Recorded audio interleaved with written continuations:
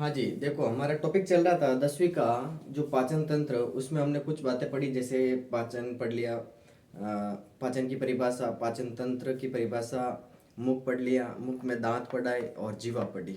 ठीक है। हमने कहा था कि मुख गुहा के अंदर तीन चीजें होती हैं। एक होते हैं दांत, एक होती है जीवा और एक होता है तालु। ठीक है।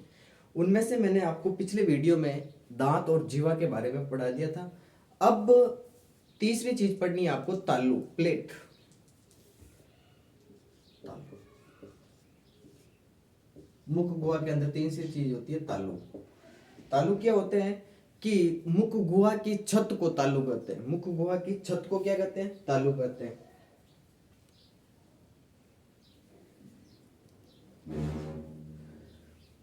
मुख गुहा की जो छत होती है, ऊपर जो छत होती है, तो उसको तालु कहते हैं। ये जो तालु होता है, इसकी परिभाषा लिख लो आप। मुख गुहा की छत को, मुख गुहा की छत, बक्कल कैविटी की जो सरफेस है, छत है, वो तालु कहलाती है। ठीक है। तालु दो प्रकार के होते हैं, एक होता है कठोर तालु और एक होता है कोमल तालु। ठीक है, इतना याद रखना है इसमें कि मुख गुहा की जो छत होती है उस छत को तालु कहते हैं। तालु दो होते हैं, दो प्रकार के होते हैं, कठोर तालु और कोमल तालु। ठीक है। ये आपको तालु में इतना याद रखना है। तो यहां जाकर आपका जो मुख है, मुख गुहा है, मुख गुहा के अंदर दो तीन चीजें होती है, दांत, जीवा और तालु, खत्म होता है। देखो मैं 10वीं के हिसाब से पढ़ा रहा हूँ, 11वीं के हिसाब से नहीं चल रहा अभी, तो डिटेल में ज्यादा नहीं है। ठीक है ना। आगे तीसरी बात करें तो देखो आपके सामने डाइजेशन का एक चित्र बना हुआ है, इसको देखो। मुख, मुख के बाद में ग्रसनी, यही आएगी, क्योंकि हमने पढ़ा था कि पाचन तंत्र को दो भागों में बांटे हम, और सबसे पहले हमने शुरू किया था आहार नाल। आहार नाल में हमने कहा कि 7 भाग होते हैं, मुख, ग्रसनी, ग्रासनाल, आमाशय, छोटी आंत, बड़ी आंत और मल द्वार। ठीक है। पहला कंप्लीट हुआ है मुख, और मुख के अंदर मुख गुहा कंप्लीट हुई है, जिसमें हमने दांत, जीवा और तालु पढ़े, तीन चीजें। ठीक है। दूसरी बात करेंगे हम ग्रसनी की, ये वाली जो संरचना है इसकी बात करेंगे, ग्रसनी की, फेरिंग्स। ठीक है। तो देखो ग्रसनी के बारे में आप सुनो, क्या क्या होता है ग्रसनी में। ग्रसनी इंपॉर्टेंट है, इसको इंग्लिश में फेरिंग्स कहते हैं, फेरिंग्स। ठीक है। ग्रसनी, ये ग्रसनी आपको दो जगह पढ़नी है, एक तो पढ़नी है आपको पाचन में और एक पढ़नी है आपको श्वसन में। तो हम सबसे पहले इसकी कॉमन बातें करते हैं कि ग्रसनी में एक्चुअली क्या क्या होता है। ठीक है। तो देखो ग्रसनी एक कीपाकार संरचना होती है, कीप लाइक होती है। ग्रसनी भोजन और श्वसन का कॉमन मार्ग होता है, भोजन व श्वसन का कॉमन मार्ग होता है।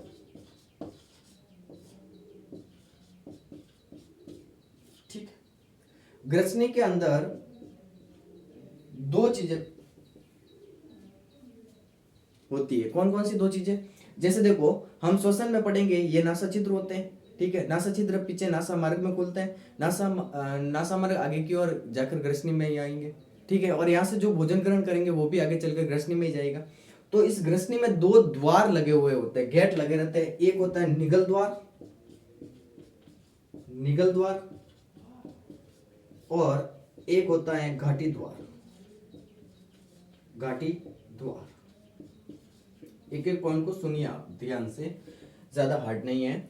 ग्रसनी, ग्रसनी एक कीपाकार संरचना होती है। ठीक है। पहली चीज लिखना चाहो तो लिख सकते हो आप कि मुख गुहा आगे चलकर ग्रसनी में खुलती है। ग्रसनी एक कीपाकार संरचना है जिसमें भोजन और श्वसन दोनों के मार्ग आकर खुलते हैं, अतः ये भोजन और श्वसन का एक कॉमन मार्ग है।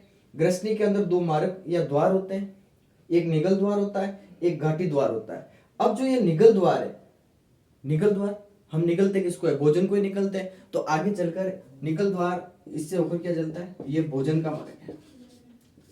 तो ऑफकोर्स ये बचा हुआ किसका होगा? श्वसन का। घाटी द्वार भोजन का मार्ग होता है, निगल द्वार श्वसन का मार्ग होता है। दो चीजें याद रखनी। ठीक है। अब देखो आगे की बात करें, एक्चुअली थोड़ा मैं बता ही देता हूं। घाटी द्वार है, इस घाटी द्वार के ऊपर एक उपास्थि का बना, उपास्थि का बना एक ढक्कन पाया जाता है, जिसको घाटी ढक्कन या एपिग्लोटिस कहते हैं। घाटी ढक्कन या इसी का दूसरा नाम है एपिग्लोटिस, एपिग्लोटिस। ठीक है, याद रखना कि घाटी द्वार के ऊपर उपास्थि का बना एक ढक्कन पाया जाता है। इस ढक्कन को घाटी ढक्कन या एपिग्लोटिस कहते हैं। ठीक है, जो एपिग्लोटिस है इसी को ट्रैफिक पुलिसमैन कहा जाता है। इसी को क्या कहा जाता है? ट्रैफिक पुलिसमैन, क्योंकि यह क्योंकि इसी घाटी ढक्कन या एपिग्लोटिस को ट्रैफिक पुलिसमैन कहा जाता है, क्योंकि ये श्वसन के दौरान श्वसन मार्ग को खोल देता है जबकि भोजन मार्ग को बंद कर देता है। ठीक है, ये याद रखना। थोड़ा एक चीज और बता देता हूं कि एक हमारी ग्रसनी के ऊपर एक संरचना लगी रहती है जिसको विलम पैलेटाइन कहते हैं। विलम पैलेटाइन, जिसको हमारी मारवाड़ी में कागिलिया कहते हैं, ऊपर लगा रहता है एक। ठीक है, आप देख सकते हो, उसको हमारी मारवाड़ी में कागिलिया कहते हैं और विज्ञान की भाषा में विलम पैलेटाइन कहते हैं। ठीक है, ये भी इनको कंट्रोल करने में बहुत महत्वपूर्ण भूमिका निभाता है। तो ग्रसनी में क्या क्या याद रखना है कि ग्रसनी मुख गुहा पीछे की ओर ग्रसनी में खुलती है। लिख लो, चलो ठीक है। मुख गुहा पीछे की ओर ग्रसनी में खुलती है। ग्रसनी एक कीपाकार संरचना है। ठीक है, तीसरा पॉइंट लिखो, ग्रसनी भोजन व श्वसन का एक उभयनिष्ठ मार्ग है, कॉमन मार्ग है, जिसमें दो द्वार या दो मार्ग लगे रहते हैं। एक होता है निगल द्वार और एक होता है घाटी द्वार। निगल द्वार भोजन का मार्ग है जबकि घाटी द्वार श्वसन का मार्ग है। घाटी द्वार के ऊपर उपास्थि का बना एक ढक्कन पाया जाता है जिसको घाटी ढक्कन या एपिग्लोटिस कहते हैं। इसी को ट्रैफिक पुलिसमैन कहा जाता है, क्योंकि ये श्वसन के दौरान श्वसन मार्ग को खोलता है और भोजन मार्ग को बंद करता है। और जब भी भोजन करेंगे तो भोजन मार्ग को खोलने का काम और श्वसन मार्ग को बंद करने का काम भी यही करेंगे। ठीक है, और ग्रसनी के ऊपर एक पतली तंतु के आकार की संरचना पाई जाती है जिसको विलम पैलेटाइन कहते हैं। ये ग्रसनी में याद रखना। अब क्या होगा ग्रसनी में? क्या पाचन होगा? क्या नहीं होगा? पाचन नहीं होता है, ये भी याद रखना। ग्रसनी के अंदर कोई भी पाचन या किसी भी प्रकार का पाचन नहीं होता है, ये याद रखना। ठीक है, ये आपको ग्रसनी में याद रखना है। ठीक है, आगे की बात करें तो ग्रसनी के बाद में तीसरा भाग आता है ग्रासनाल, जिसको आप इंग्लिश में इसोफेगस कहते हैं। एक बार मैं इसको थोड़ा रफ करूं, फिर यहां से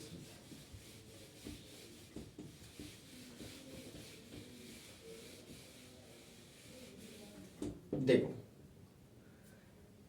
मुख हो गया, ग्रसनी हो गई। ग्रसनी के बाद में आती है ग्रासनाल। ग्रासनाल को इंग्लिश में कहते हैं इसोफेगस। ग्रासनाल,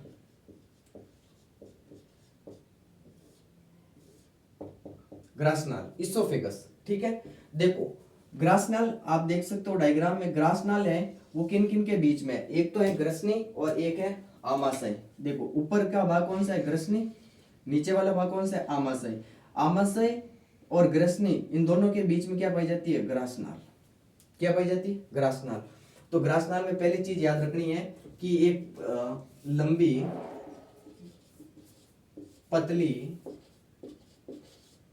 नलिकाकार संरचना है। लंबी पतली और नलिकाकार संरचना है। ठीक है, कितनी लंबी होती है? लगभग 25 सेंटीमीटर लंबी होती है। 25 सेंटीमीटर लंबी होती है। ठीक है, और क्या होता है ग्रासनाल में? तो इसके अंदर श्लेष्मा होता है, म्यूकस होता है। क्या होता है? म्यूकस। ठीक है, और क्या होता है ग्रासनाल के अंदर? तो ग्रासनाल के अंदर क्रोमाकुंचन गतियां होती है। क्रोमाकुंचन गतियां जो भोजन को आगे धकेलने का कार्य करती है। ठीक है, और क्या याद रखना चाहो तो एक चीज और याद रख लेना कि ग्रासनाल के अंदर ऐच्छिक और अनैच्छिक दोनों प्रकार की पेशियां पाई जाती हैं। ऐच्छिक व अनैच्छिक दोनों प्रकार की पेशियां पाई जाती है। दोनों प्रकार की पेशियां पाई जाती है। पाचन होगा क्या ग्रासनाल में? तो पाचन नहीं होगा। पाचन नहीं होगा क्योंकि इसके अंदर कोई भी ग्रंथि या एंजाइम नहीं पाए जाते। ग्रसनी के अंदर भी पाचन नहीं हो रहा था, वो तो सिर्फ भोजन को आगे पास करने का काम कर रहा था। ठीक है, तो देखो ग्रासनाल या इसोफेगस में आपको क्या क्या याद रखना है कि ग्रासनाल एक लंबी पतली नलिकाकार संरचना होती है, लगभग 25 सेंटीमीटर लंबी होती है। ग्रासनाल के अंदर श्लेष्मा या म्यूकस पाया जाता है। ठीक है, जो भोजन को आगे फिसेलने में काम करवाता है। ग्रासनाल के अंदर कौन सी गति होती है? क्रोमाकुंचन गति होती है जो भोजन को आगे धकेलने का काम करती है। और ग्रासनाल के अंदर ऐच्छिक और अनैच्छिक दोनों प्रकार की पेशियां, मतलब हमारी इच्छा शक्ति के अनुसार और नहीं इच्छा शक्ति के नहीं के अनुसार, मतलब इच्छा शक्ति नहीं है तो वो दोनों प्रकार की पेशियां पाई जाती है। पाचन होगा क्या? पाचन नहीं होगा। तो ये याद रखना आपको ग्रासनाल में, ठीक है। आगे की बात करें तो ग्रासनाल के बाद में आता है आमाशय। देखो आपको चैप्टर में एक तो आमाशय और एक छोटी आंत और एक बड़ी आंत, ये तीन चीजें पढ़नी है, ये बहुत इंपॉर्टेंट है, ठीक है। तो आगे हम आमाशय की बात करेंगे। आमाशय इंपॉर्टेंट है, आपको अच्छी तरह से समझना है आमाशय के अंदर क्या क्या होता है, क्या क्या चलेगा आमाशय में और कैसे पाचन होगा, ठीक है। तो देखो आज अभी तक हमने जो ग्रसनी पढ़ा है, जो ग्रासनाल पढ़ा है, दोनों के अंदर पाचन नहीं होता है, ठीक है। आगे की बात करें तो आगे वाला भाग आता है चौथा आमाशय। आमाशय, इस आमाशय को इंग्लिश में कहते हैं स्टमच, ठीक है। आगे की बात करें तो आमाशय एक जे आकार की संरचना होती है। कैसे आकार की संरचना होती है? जे आकार की, ठीक है। आहार नाल का सबसे चौड़ा भाग होता है आमाशय। सबसे चौड़ा भाग किसका? आहार नाल का। कौन है? आमाशय, ठीक है। फिर बात करें आगे की। आमाशय को तीन भागों में बांटा गया है। कितने भागों में बांटा गया है? तीन भागों में। कौन कौन से तीन भाग? तो देखो एक बार सुनो, पहले है कार्डियक भाग। पहला कौन सा आता है? कार्डियक भाग। दूसरा आता है फंडिस भाग। तीसरा आता है पाइलोरिक भाग।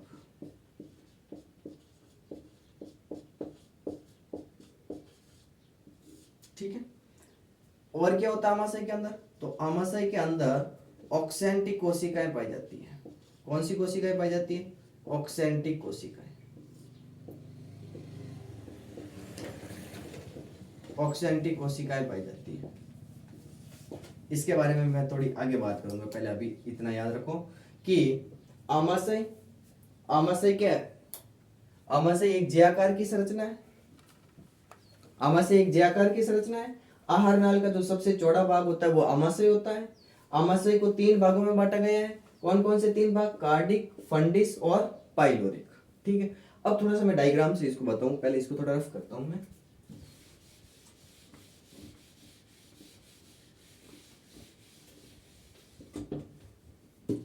देखो ये ऊपर वाला ग्रासनाल था, ये आमाशय, ठीक है। सुनो, अभी आपने कहा कि आमाशय को कितने भागों में बांटा है? तीन भागों में। तीन भाग कौन कौन से? एक था कार्डिक, एक था फंडिस और एक था पाइलोरिक, ठीक है। तो देखो कार्डिक भाग ये सबसे ऊपर वाला होता है। ये मान लो कार्डिक भाग है, मैं सी से लिख देता हूं, आप समझ लेना कार्डिक है। बीच वाला भाग, बड़ा वाला भाग फंडिस होता है और सबसे नीचे वाला भाग पाइलोरिक होता है। कौन सा होता है? पाइलोरिक, ठीक है। सुनना आप अच्छी तरह से एक बार कि आमाशय को तीन भागों में बांटा था, कार्डिक, फंडिस और पाइलोरिक, ठीक है। कार्डिक भाग सबसे ऊपर होता है, फंडिस भाग सबसे बीच वाला है और पाइलोरिक भाग सबसे नीचे वाला है। अब बात करें कि इन तीनों में से सबसे बड़ा भाग कौन सा है, तो सबसे बड़ा भाग होता है फंडिस। आमाशय का जो सबसे बड़ा भाग है वो होता है फंडिस, ठीक है। अब दो बातें सुनना, ऊपर तो ये ग्रासनाल है, नीचे ये आमाशय है। आमाशय का ये पहला भाग कौन सा है? कार्डिक। तो ग्रासनाल और इस कार्डिक आमाशय के बीच में यहाँ पर एक वॉल लगा रहता है, एक कपाट लगा रहता है। इस कपाट का नाम है कार्डियक कपाट। इंग्लिश में कहे तो कार्डियक वॉल, कार्डियक कपाट। सुनना कि ग्रासनाल और कार्डिक आमाशय इनके बीच में एक वॉल या एक कपाट पाया जाता है। उस कपाट का नाम है कार्डियक कपाट, ठीक है। नीचे देखो आप, इसमें नीचे वाला आमाशय का कौन सा भाग है? पाइलोरिक। पाइलोरिक के बाद में ये आगे चलकर ये भाग आमाशय के किस में खुलेगा? छोटी आंत में। तो पाइलोरिक भाग और इस छोटी आंत के बीच में यहाँ पर एक कपाट और होता है या एक वॉल और होता है। इस वॉल का नाम है पाइलोरिक कपाट, पाइलोरिक कपाट, ठीक है। ये वाल क्यों बने? ठीक है, ये वाल इसलिए बने कि भोजन एक बार यहां से यहां आ जाए तो वापस यहां से ऊपर नहीं जाए। यहां से भोजन अगर यहां चला जाए तो यहां से वापस भोजन ऊपर नहीं आए, इसलिए ये वॉल बनते हैं, कपाट बनते हैं, ठीक है। तो देखो सबसे पहले कार्डिक आमाशय और ग्रासनाल के बीच में एक वॉल होता है जिसका नाम है कार्डिक कपाट या कार्डिक वॉल। पाइलोरिक आमाशय और ग्रहणी जो छोटी आंत का सबसे पहला भाग है, इसके बीच में वॉल होता है जिसका नाम है पाइलोरिक कपाट या पाइलोरिक वॉल। ये भोजन के विपरीत प्रवाह को रोकते हैं। ठीक है, ये याद रखना। फिर आमाशय में और क्या याद रखना कि आमाशय के अंदर ऑक्सेंटिक कोशिकाएं पाई जाती है। ऑक्सेंटिक कोशिकाएं, आमाशय के अंदर कौन सी कोशिकाएं? ऑक्सेंटिक कोशिकाएं पाई जाती है। ऑक्सेंटिक कोशिकाएं पाई जाती है। ये जो कोशिकाएं होती हैं, ये कोशिकाएं एक अम्ल को छोड़ती है। इस अम्ल का नाम है HCl, हाइड्रोक्लोरिक अम्ल। कौन सा अम्ल है? हाइड्रोक्लोरिक अम्ल। तो आमाशय के अंदर कौन सी कोशिकाएं पाई जाती हैं? आमाशय के अंदर ऑक्सेंटिक कोशिकाएं पाई जाती हैं। ऑक्सेंटिक कोशिकाएं क्या छोड़ती है? HCl। HCl क्या है? एक अम्ल है। पूरा नाम क्या है? हाइड्रोक्लोरिक अम्ल है। ये अम्ल HCl हमारे आमाशय के अंदर क्या काम करता है? तो ये HCl हमारे आमाशय के अंदर दो काम करता है। कितने काम करता है? दो काम करता है। पहला काम करता है, एक तो जीवाणुओं को नष्ट करता है, बैक्टीरिया को किल करता है, मारता है। ठीक है, जीवाणुओं को नष्ट करना। दूसरा काम करता है, ये भोजन को सड़ने और गलने से बचाता है। सड़ने प्लस गलने से बचाता है, गलने से बचाता है।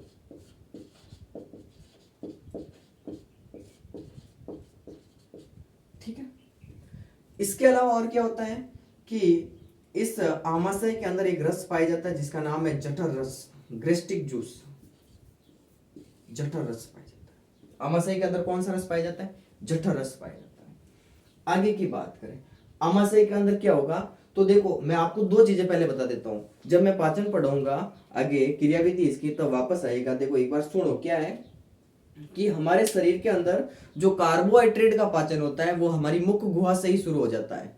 कैसे शुरू होता है? तो देखो, मैं आगे आपको लार ग्रंथि पढ़ाऊंगा। लार ग्रंथि में बताऊंगा कि लार ग्रंथि के अंदर टाइलिन एंजाइम पाया जाता है जो स्टार्च को माल्टोज में बदलता है। स्टार्च कार्बोहाइड्रेट का प्रकार है, अतः मुख गुहा के अंदर किसका पाचन शुरू हो जाता है? कार्बोहाइड्रेट का। कार्बोहाइड्रेट का पाचन मुख गुहा से शुरू हो जाता है, लेकिन जो प्रोटीन का पाचन शुरू होता है वो आमाशय से होता है। कहां से होता है? आमाशय से होता है। तो यहां से प्रोटीन का पाचन शुरू हो जाता है। किसका पाचन शुरू हो जाता है? प्रोटीन का। ठीक है, ये आपको आमाशय में याद रखना। तो देखो, मैंने आज तीन चीजें पढ़ाई आपको। कौन कौन सी? एक पढ़ाई थी ग्रसनी, एक पढ़ाई थी ग्रासनाल और एक पढ़ाया था आमाशय। एक बार मैं वापस रिवाइज कर लूं कि क्या क्या पढ़ा हमने। तो देखो, हमने ग्रसनी में पढ़ा कि ग्रसनी मुख गुहा पीछे की ओर चलकर ग्रसनी में खुलती है। ठीक है, लिख लो चलो आप। मुख गुहा पीछे की ओर ग्रसनी में खुलती है। आगे लिखो, ग्रसनी एक कीपाकार संरचना है। नेक्स्ट पॉइंट लिखो, ग्रसनी भोजन व श्वसन का एक उभयनिष्ठ मार्ग है। मतलब यहां से होकर भोजन भी जाएगा और श्वसन क्रिया के दौरान ऑक्सीजन भी जाएगी। ठीक है, ग्रसनी भोजन व श्वसन का एक उभयनिष्ठ मार्ग है।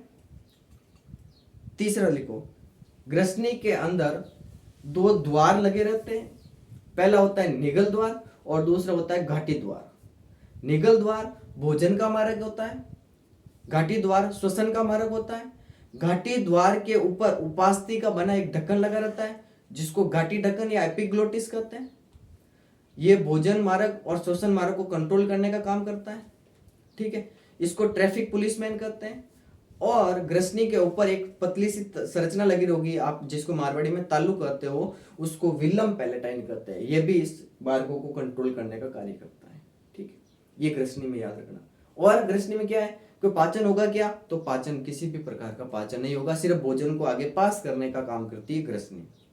ठीक है, आगे की बात करें तो ग्रासनाल आता है। ग्रसनी आगे चलकर किस में खुलती है? ग्रासनाल में, जिसको आप इंग्लिश में क्या कहते हो? इसोफेगस। एक लंबी पतली नलिकाकार संरचना होती है, लगभग 25 सेंटीमीटर लंबी होती है। इसके अंदर श्लेष्मा पाया जाता है जो भोजन को आगे फिसलने में या फिसालने में काम करता है, आगे धकेलने में काम करता है। कुर्माकुंचन गतियां होती है। पाचन होता क्या? नहीं होता है। और क्या होता है ग्रासनाल में? तो ग्रासनाल में ऐच्छिक और अनैच्छिक दोनों प्रकार की पेशियां पाई जाती है। फिर हमने पढ़ा आमाशय। आमाशय को इंग्लिश में क्या कहते हैं? स्टमच। ग्रासनाल आगे चलकर किस में खुलता है? आमाशय में। आमाशय कैसे आकार की संरचना है? एक अंग्रेजी के जे अक्षर के समान होती है। आमाशय को 3 भागों में बांटा गया है, कार्डिक, फंडिस, पाइलोरिक। इन तीनों भागों में से सबसे बड़ा कौन सा है? फंडिस। कार्डिक सबसे ऊपर है, बीच में सबसे बड़ा फंडिस है, सबसे नीचे पाइलोरिक है।